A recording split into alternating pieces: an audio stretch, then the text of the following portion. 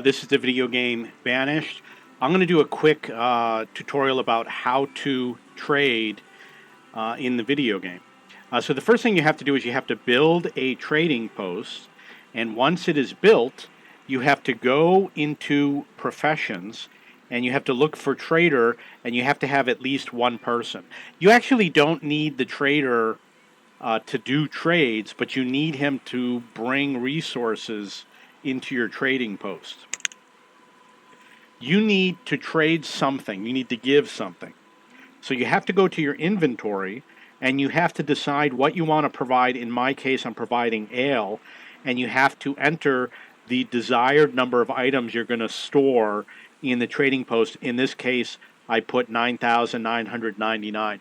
And your trader will then go and look for those materials and bring them into the trading post. You'll notice that a lot of my materials have very low numbers, and the reason why is because the person who's coming in, you don't know what he wants to trade for. You see, he doesn't want to trade for everything. So he has a random selection of items that he's willing to trade for. So it's a good idea to put a little bit of everything. If you need, for example, if he wants firewood and I need more firewood, you could easily go through, adjust the numbers to bring more firewood in. So then what's going to happen is he is going to have a list of what he's providing. In this case, it's wool coat and wool. I do want the wool, probably not the wool coat. I'm going to go over here and look for clothing. Oh, look, my supply of clothing is very low. I'm going to explain to you why. The reason why is because I moved all of my coats into the trading area, which was 1,000 coats right here. And I did that because I wanted to trade for sheep. I could reduce this number down. You know, I could go over to my inventory and look for the coat and bring it down to, let's say, 600. And then my trader will remove the coats and put it back for the general population. So let's say I want wool, and it costs 6 for 50. You're going to put the quantity, which is 50.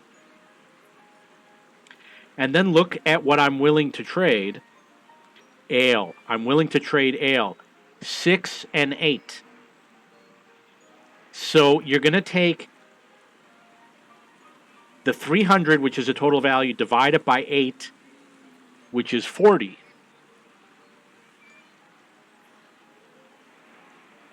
You see I'm paying an extra 20 units. So I'm going to bring it down to, I believe it's 37. No, 38. And then I'm going to click the trade button, and I now have completed that trade. And then we have wool coats.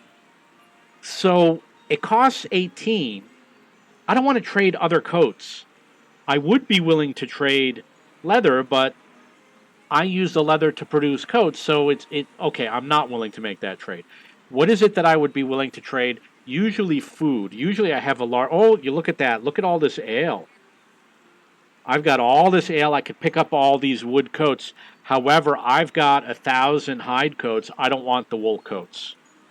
So I'm not going to trade my ale. I'll save my ale for another item. You can automatically purchase here.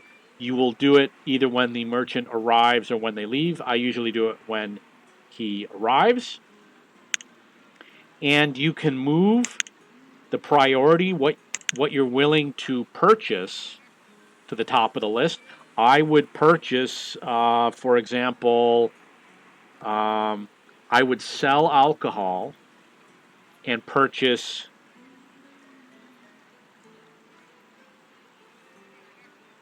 let's say fruits, and you go on your order, you put the fruits that you want, and then it will buy the fruits, and then and then it will process them into ale through my tavern, and then it will resell them.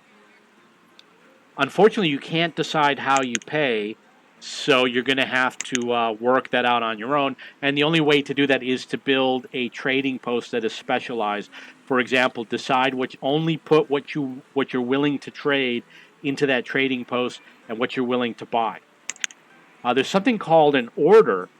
So this guy is always going to come back every couple years, and this is what he sells. And I checked everything that I want.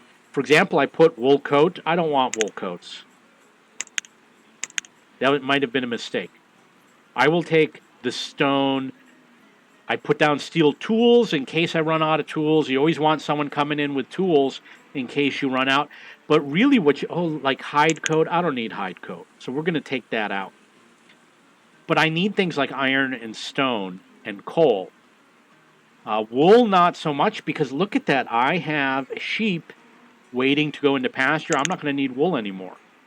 So over here, you put your custom order, and my advice is you do every visit, unless you only need to do one order. If you only do it once, he will deliver a random selection of goods on the next trip.